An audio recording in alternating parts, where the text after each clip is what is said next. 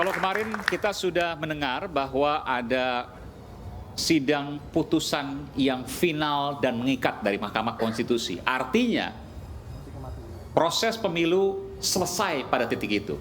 Besok kita akan menyaksikan sama-sama, termasuk juga Ainus akan menampilkan atau menayangkan ya, terkait dengan penetapan dari Presiden terpilih dan Wakil Presiden terpilih, Pak Prabowo Subianto dan Mas Gibran Rakabuming Raka. Besok pukul 10 di kantor Komisi Pemilihan Umum. Artinya semua sudah selesai, semua sudah final. Nah biasanya di Rakyat Bersuara, kalau sudah mau selesai, mendekati selesai, saya meminta Bung Rocky Gerung untuk menyampaikan wejangan. Kali ini karena prosesnya sudah selesai, maka pertama kali di Rakyat Bersuara, ya, pada tahap awal ini, saya berikan pada Bung Rocky Gerung untuk memberikan wejangan. Silakan Bung Rocky. Dari semua proses pemilu sampai kemarin putusan Palu Mahkamah Konstitusi, apa yang bisa Anda sampaikan? Iya, proses sudah selesai, tapi kritik saya akan berlanjut. Coba kita bayangkan dengan komposisi 3:5, Prabowo akan memimpin 5 tahun ke depan tuh. Lain kalau ini sekedar skor bola. Ini skor yang diperoleh setelah ada perdebatan etik, legal, culture, bahkan psikologi, filosofi apalagi itu. Jadi ini akan berlanjut sebagai diskurs masyarakat sipil tuh. Dan kalau diskurs itu kemudian menemukan titik krusial baru, itu akan mengganggu kekuasaan. Coba kita lihat misalnya ada 5 hakim. Dan 5 hakim itu memutuskan bahwa tidak ada barang bukti karena kekurangan saksi. Kan itu dalilnya kan. Sementara yang 3 mengatakan ini curang itu. Padahal sebetulnya dengan kekurangan saksi pun udah dinyatakan curang. Apalagi kalau saksinya ditambah tuh. Pembuktiannya bahkan bisa melampaui apa yang kita bayangkan. Kan logikanya begitu kan. Yang kedua, yang menarik adalah dinyatakan di situ there is no nepotism itu. Tidak ada nepotisme di situ. Oke. Artinya kita bertanya sekarang. Berarti Gibran bukan ponakan dari Paman Usman. Berarti Paman Usman bukan ipar dari Pak Jokowi. Kan begitu logikanya kan? Kan Gibran adalah nephew, ponakan dari, kan itu dasarnya kenapa disebut nepotisme. Jadi Gibran ini siapa? Berarti dia bukan anaknya Jokowi. Kalau tidak nepotisme, ini Gibran yang dari mana itu? Nggak, arti nepotisme itu kan kalau menggunakan kekuasaan. Tapi bukan. Kemarin disebutkan tidak terbukti kekuasaan.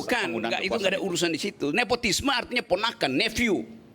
Kan bahasa Inggrisnya begitu kan? Kan dari kata itu datangnya tuh pengertian itu. Artinya ada politik keluarga di situ. Itu gampangnya secara generik kata nepotisme artinya ada politik keluarga. Berarti tidak ada hubungan keluarga antara Gibran dan Paman Usman. Tidak ada hubungan keluarga antara Paman Usman dan Jokowi. Itu artinya di dalam kesimpulan akhir tidak ada hubungan keluarga antara Jokowi dan Gibran. Jadi bagus juga keputusan Mahkamah Konstitusi. Hubungan biologisnya dibatalkan. Kalau begitu pertanyaannya Gibran siapa? Logiknya begitu. Atau philosophical reasoningnya begitu. Saya sebut philosophical reasoning supaya kita taruh kata filosofi itu sebagai cara untuk memahami kondisi kita hari ini. Jadi saya mau menyimpulkan aja, masih banyak hal tapi oke, ini sebagai pengantar. Bahwa keputusan itu diputuskan oleh 5 hakim dengan jari-jari yang bercincin berlian. Maksudnya apa nih? 5 hakim dengan jari-jari yang bercincin berlian. Ya, itu. Kan jenis keputusan itu keputusan yang hanya melihat kilauan. Ya kilauan dari black letter of law. Coba saya ulang ya teman-teman mahasiswa. Inti dari keputusan Mahkamah Konstitusi kekurangan saksi. Sebelumnya dia bilang saksinya kami batasi. Coba logikanya bagaimana? Kan Pak Soeharto bilang tidak boleh banyak saksi, cukup berapa? 19 saksi itu. saksi dan ahli. Sekarang dia bilang, kami tolak dalilmu karena kekurangan saksi.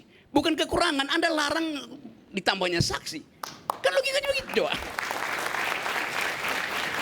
Jadi dia membatalkan sendiri nalar dia tuh, si Suhartoyo ini. Nah, orang yang nalarnya batal itu cuma dua. Atau tidak sekolah, atau dia sekolah, tapi otaknya tidak cukup bercahaya dibanding cincinnya. Ini maksudnya mau menjawab yang viral-viral di media sosial itu soal cincin Saya dan nggak peduli soal begituan. Oh, kirain Bu Rocky mau jawab. Saya mau terangkan itu sebenarnya. Kalau kita periksa, itu pentingnya nalar di dalam reasoningnya itu. Tidak cukup saksi, maka kami tolak pembuktian kalian. Boleh nggak kami tambah saksi? Tidak boleh. Kan tolol namanya kan cara berpikir itu kan. Itu satu soal. Yang kedua, soal puji-pujian pada 3 pendekar hukum itu. Apa benar buat 3 pendekar hukum ini, siapa namanya? Saldi Isra, Arif Hidayat, Mbak Eni itu betul-betul dari datang oleh karena kesadaran diri dia, atau sebetulnya ada desain juga yang menyebabkan mereka disenting. Tentu Pak Jokowi tahu bahwa mestinya 4, Suhartoyo juga mesti disenting. Tapi kalau begitu nanti deadlock gitu. Maka 1 dipindahin sebagai pro. Jadi yang 3 ini sebenarnya dimanfaatkan tanpa sadar untuk memperlihatkan. Bang Rocky, saya klarifikasi sedikit, ini teknis. Yes. Kalau 4-4 tadi ada Suhartoyo, dikabulkan kita. Karena ketua. Karena ketua. Oke. Apalagi karena itu tuh. Jadi memang dideteksi bahwa bahaya kalau 4. Saya bahkan masih bilang tadi deadlock tuh. Supaya ada huru hara ya maksud saya tuh. Tetapi Jokowi mungkin pintar. Kalau semuanya setuju, citra mahkamah di internasional hancur. Mesti dibikin ada dissenting Saya pikir nanti opinion. bisa dijelaskan juga apa kaitan dengan Pak Jokowi. Karena Saya mesti itu harus dijelaskan juga Bung Rocky. Jangan Oke. sampai kemudian ini menjadi tudingan, fitnah dan lain sebagainya. Bukan, karena itu saya bilang, saya mesti bikin hipotesis itu. Supaya orang jangan terlalu puji-puji itu. Kan dasarnya begitu kan. Ya memang dari segi nurani oke, saya kenal Saldi, saya kenal Arif, saya kenal Bu Eni. Bu Eni. Tapi saya nggak kenal Suhartoyo, itu masalahnya kan. Yang tadinya mempromosikan diri sebagai tokoh moral di situ kan Suhartoyo bolak-balik semua media mengatakan akan ada sesuatu keputusan yang bermakna bahwa ini akibat dari keadaan cawe-cawe segala macam itu. Jadi dari awal dia mensponsori ide bahwa keputusan akan ethically proved, akan punya moral. Dia pindah tuh. Jadi artinya 3 ini sebenarnya ditipu oleh Suhartoyo. Kan Suhartoyo kasih sinyal bahwa kita disenting ya. Suhartoyo pindah tuh. Coba kalau seandainya cerita seperti itu kan harus ada dasar dari faktanya. Ini kan narasi yang kemudian Ini disampaikan. bukan soal dasar fakta. Kalau fakta memang itu faktanya. Justru karena faktanya itu mencurigakan dan saya sekarang mesti pakai logika saya. Tentu Anda mau protes itu. Apa bedanya logika dengan halusinasi? Apa bedanya dengkulmu dengan otakmu? Itu aja. Nah ini pertanyaan saya serius. Pertanyaan saya serius. Apa bedanya ketika Anda mengatakan saya harus fair juga. Oke, saya jawab ya. Ya. Bayangkan misalnya, kalau saya nggak terangkan itu, kendati dalam status halusinasi itu, semua orang puja-puji itu. Belakangan nanti akan ada yang nulis buku misalnya Now It Can Be Told, bahwa ternyata rekayasa itu diam-diam tanpa disadari oleh 3 hakim itu dikunci di dalam halusinasi itu. Jadi 3 hakim ini dibuat halu oleh Jokowi. Mereka ini korban halusinasi Jokowi. Nah, kamu nggak jalan pikirannya tuh? Secara normal kita puji, tentu saya akan puji itu. Tetapi ini soal politik.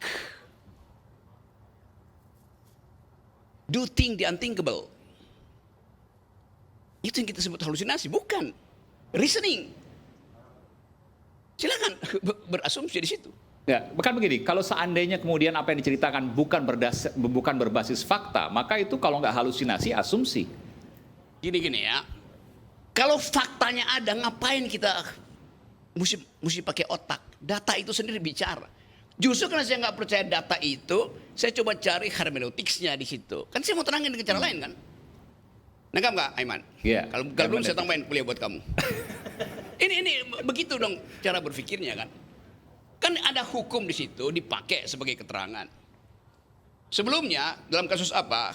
Sali Isa juga dissenting opinion soal 90 kan dia dissenting juga kan. Iya. Untuk apa? Untuk memperlihatkan bahwa Betul. Soehartoyo. suatu dissenting. Iya. Putusan 90. 90 mereka dissenting, tetapi tetap minoritas kan. Demi apa? Demi memperlihatkan bahwa tidak ada pengendalian absolut terhadap Mahkamah Konstitusi. Yang sekarang juga begitu. Hanya untuk pencitraan bahwa mahkamah ini tidak dikendalikan oleh seseorang yang ada di film Dirty Vote. Jadi Jokowi mau katakan ada dirty vote, ada dirty hand, tapi tidak ada dirty mind.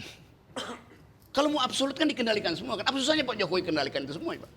Tetapi dia mesti kasih semacam sensasi bahwa di dalam putusan itu tidak ada pengendalian. Nah, coba belajar berpikir dalam lapisan yang abstrak. Assalamualaikum warahmatullahi wabarakatuh. Saya minta Bung Noel nanti harus menjawab ini karena tadi menyinggung Pak Jokowi dan harus dijawab soal itu. Jangan saya yang jadi berdebat dengan Bung Rocky, harusnya tadi Anda potong Bung Rocky. Jadi kesannya saya jadi di pihak Anda meskipun Anda menang, bukan berarti begitu ya. Kita kembali sesaat lagi. Tetaplah bersama kami di Rakyat Bersuara.